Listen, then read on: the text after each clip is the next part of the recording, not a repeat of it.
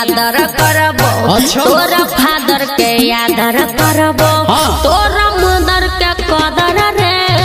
तोरा फादर के आदर करबो तोरा मदर के कदर रे तोरा फादर के आदर करबो। फैशन जुग के कनिया ई छोरी हमरा से देखे में बढ़िया छ छोरी करते दिन रात झगड़ रे तोरा फादर के आदर करबो तोरा फादर के आदर करबो तोरा मदर के कदर रे तोरा फादर के आदर करबो तोरा मदर के कदर रे तोरा फादर के आदर करबो। विश्वास कर डीजे दयानंद दिलदार सरस्वती स्थान कठरा डी टोल।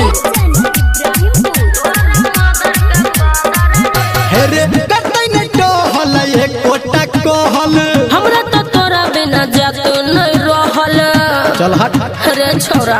हां हां कतै न टहल एक कोटा कहल हमरा तो तोरा बिना जातो नहीं रहल। हेरे नया जमाना के बात छै झर कर अखन त ठीक छै बात में बरोबर करतै लबर रे तोरा फादर के आदर करबो तोरा फादर के आदर करबो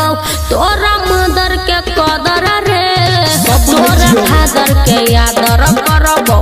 तोरा मदर के कदर रे तोरा फादर के आदर करबो। डीजे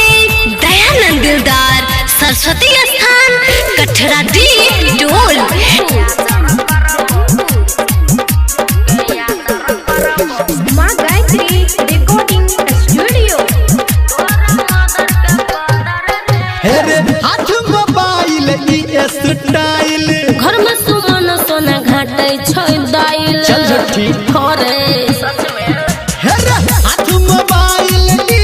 स्टाइल घर में सुमन सोना घाटे छै दाइल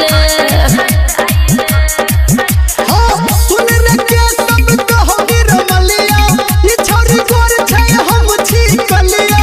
कनिया खोजबै ओदर रे तोरा फादर के आदर करबो तोरा फादर के आदर करबो तोरा